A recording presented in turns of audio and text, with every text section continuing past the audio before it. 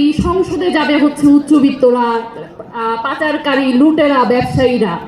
এখন মধ্যবিত্তরা এগুলা বুঝে শুরু করলো কি, মধ্যবিত্তরা তো তারা তো বুঝে যে আমাদেরকে আমাদের নাগরিক মর্যাদা দেন, আমাদের অধিকার দেন। এখন মধ্যবিত্তরা, আমরা হইতেছে মধ্যবিত্ত নিয়েও কথা বলতেছি যে না, মধ্যবিত্তরাও সংসদে যাইতে হবে।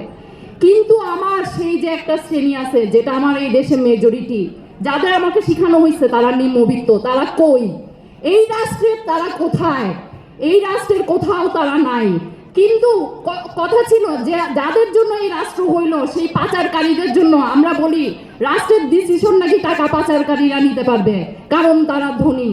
কিন্তু যারা সারাদিন শ্রম দিয়ে তাদের এই আয় উপার্জন করে, যারা দেখা যায় মাস শেষে বেতনও পায় না অনেক সময়, তাদের বলা হয় তোমার নাকি যোগ্যতা নাই সংসদে যাওয়ার।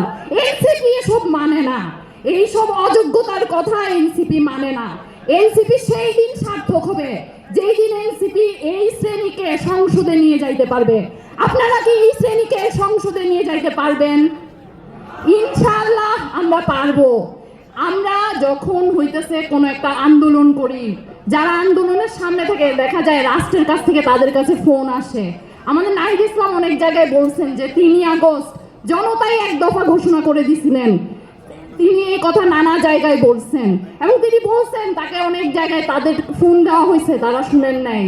আমাদের সেই রাষ্ট্র বানাইতে হবে, জনতার রাষ্ট্র, যে কেউ যদি আপনারা ফোন দিতে চায় 5-10টা ফোন দিয়ে যাতে না হয়, তার যেন 18 কোটি মানুষকে ফোন দেওয়া লাগে।